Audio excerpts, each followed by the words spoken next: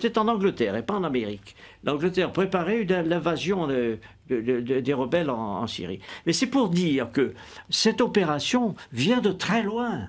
Elle a été préparée, conçue.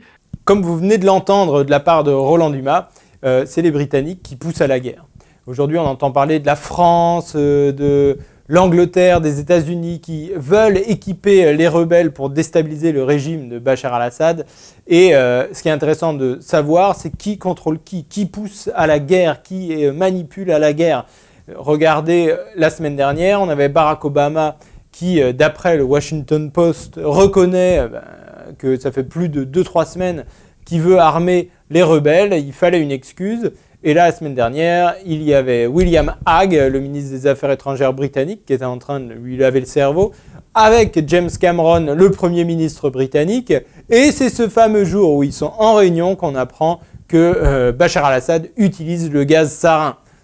C'est un peu énorme, comme l'était il y a plus de 10 ans l'histoire de la guerre contre l'Irak, justifiée par les armes de destruction massive que possédait bien sûr Saddam Hussein, et c'était la raison pour laquelle il fallait aller en guerre contre Saddam Hussein.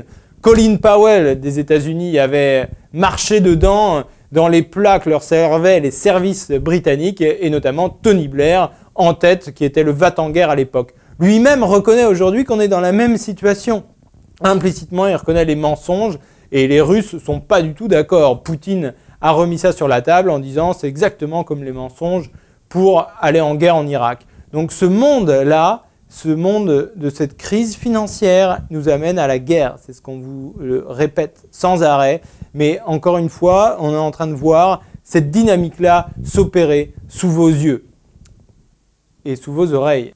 Car aujourd'hui, c'est public qu'il y a ce système d'écoute au niveau international mis en place par les Américains et les Britanniques et de la National Security Agency, échelon, qui écoute un peu tout le monde, notamment aux États-Unis.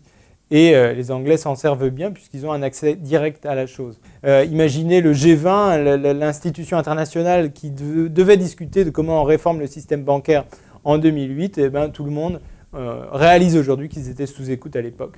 Donc ce n'est pas nouveau, une carte de 1880 où on voit que tous les câbles télégraphiques passaient par Londres et étaient tenus, tous les bip bip bip bip des différents pays étaient bien sûr déjà sous écoute à l'époque.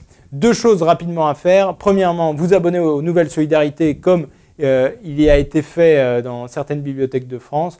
Deuxièmement, allez regarder jeudi soir prochain à 19 h sur notre site internet la conférence en direct de Pierre Bonnefoy sur le vrai système de crédit public productif autour de la personnalité d'Alexander Hamilton pour savoir comment on crée de l'argent pour bâtir un véritable futur.